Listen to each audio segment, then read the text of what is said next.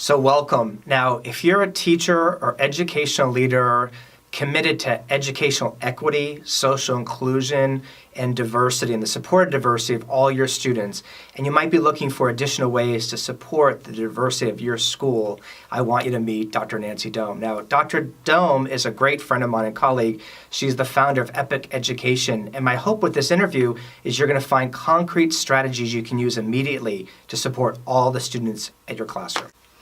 Hi, Nancy. Welcome. Hi, William. Welcome. So, look, Nancy, thanks for joining us. We've done years of work together, really working on social inclusion and equity and diversity and cultural proficiency.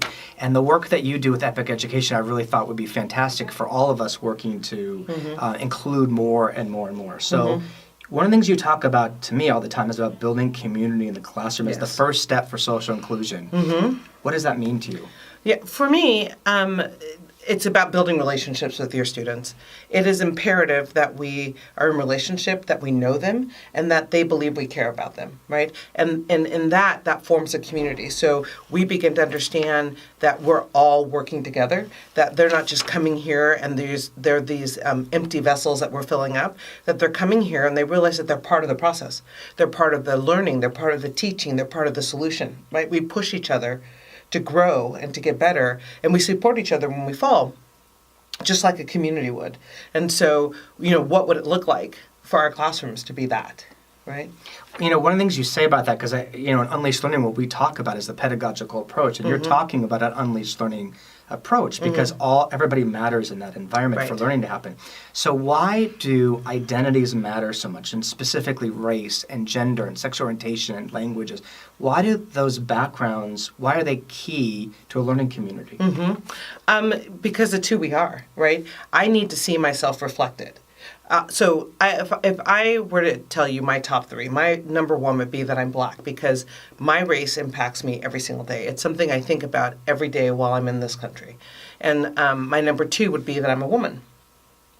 And my number three would be my spirituality, right? So let's say those are my three. Now, you're a teacher. Maybe your number one is family. White man. Yeah, but you're not thinking white, That's right? True. Yeah, that's right. You're thinking family. My whole point is, if race is not on your list, and you're my teacher, but it's number one on my list, and it doesn't make your list at all. You rarely are thinking about it, which is the case here, right? How do you support me when I'm going through struggles about being a Black woman or being a Black person, right? When I'm struggling. And so we have to know who we are, and we have to understand that just because it's not on my list doesn't mean that I should not address it because it's on my students' list, right? So if I show up, how do you support me, right? And so I talk about race, but it could be sexual orientation, it could be religion, it could be any of those other things that might marginalize me, right? That make up who I am. And if they're not on your list, then you can't help me. So it's important for you to be culturally competent, to understand that I'm showing up and I'm bringing a lot of stuff with me. And that part of that stuff, for better or for worse, shows up in the classroom. And so you can't ignore it. You have to acknowledge it and support it and help me develop it and understand it and build it, right? That's the job of teaching too. It's that social emotional piece that makes me feel connected to want to learn.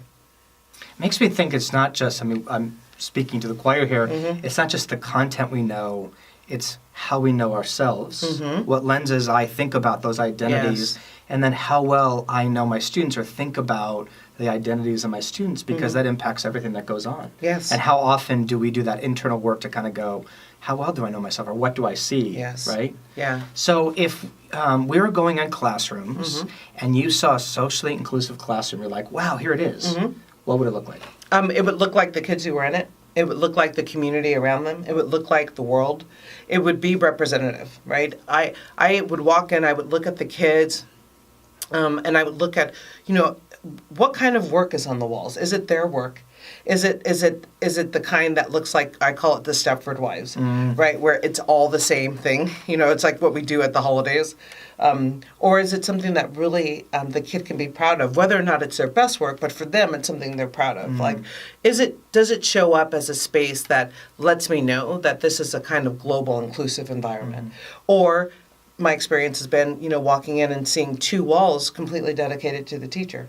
Where I know how many children the teacher has, I know who graduated, I know who just had a baby, but I know nothing about the kids. So then, does that feel like your space? It feels more like walking into someone's home, which a home should be like that. But the classroom is ours.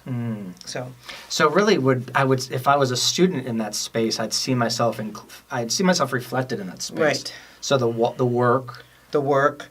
It could be just inspirational quotes that bring in diverse perspectives, even things that maybe make me question, right? But that inspire me. How do I go into a classroom and am inspired to learn and want to learn, right? As opposed to being resentful or feeling like I don't connect with the curriculum, I don't connect with this teacher, I don't connect with the environment or the space.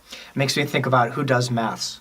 Yes. Who does history? Who does science? So if I walk in those rooms, is it just men that do science? That's right. Is it just white men that do science? Who does science? And then I'm a student going, oh, I do science here too. Yeah. Right? Yeah. And it takes that piece of asking who's missing from this perspective, right? That's a counter story for us to even look for those answers. Because by default, it's the same thing here with Black History Month. It's like, I know about Rosa Parks, I know about Martin Luther King, and I'm not being disrespectful, right? But there's a lot of other Black folks who made significant contributions to this country that we never learn about. It's like we get the big 3 and then we're done, And so what it would really look like to be inclusive is for us to know that actually, everyday people do significant things. That's right. And I can do that. I need to see myself in it. Fantastic. Yeah.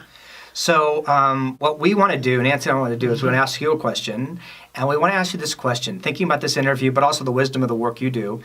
What are the ways you work to create a socially inclusive classroom? And even the littlest thing can make the huge difference. So we want to see that because we're going to get ideas as well. So if you'll post your answers below, I'll also post your equity walkthrough. Great. Right? Yep. And I'll put the Unleashed Learning walkthrough as well, give you some ways to do that. So Nancy, as always, thank you. Yeah, thank you. I think we could talk for hours. Yeah. And Easily. thank you once again for the work you do for the world. We need you more than ever, and we are both cheering you on. Yeah. We'll see you next time. Thanks.